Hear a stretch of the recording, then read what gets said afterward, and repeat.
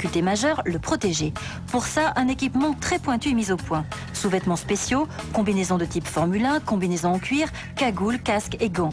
Viennent ensuite les essais d'explosion. Ils vont déterminer jusqu'à quelle dose le cascadeur peut supporter la déflagration sans être projeté en l'air.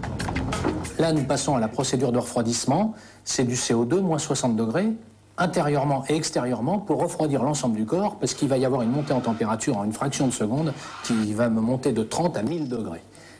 Donc là, nous avons fait une première explosion qui va nous permettre de travailler. C'est-à-dire que c'est une explosion de référence, c'est pas une grosse explosion.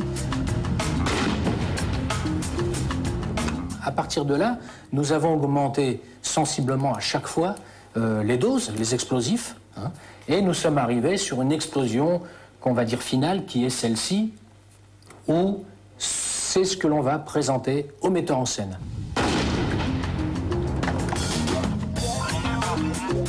Une semaine plus tard, c'est le jour J. Il a fallu déplacer une équipe de tournage de 25 personnes, une unité de pompiers, 2 caméras, 2 camions de matériel, une équipe de techniciens spécialisés dans les effets spéciaux et une moto spécialement préparée pour l'occasion.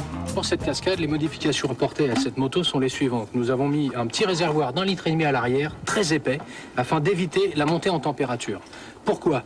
Parce que le déflecteur à explosion, qui est cet appareil, est trop près du réservoir initial. Donc ce réservoir va être bien sûr vide pendant l'action. Nous avons protégé toutes les câbleries afin tout simplement que ça puisse supporter le feu. Et le radiateur d'huile qui était donc à la place du déflecteur a été apporté sur le côté. Donc pour le déclenchement de l'explosion, Philippe va nous installer 2 boutons. Un bouton ici qui est un bouton de sécurité qu'il faut déclencher en premier. Et après le bouton poussoir sur lequel j'appuie. Explosion.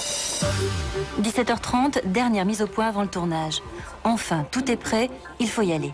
Bien qu'il ait droit à 2 essais, à cet instant, Alain Brochery sait que tout repose sur ses épaules et qu'il n'a pas le droit à l'erreur. Attention, on va tourner.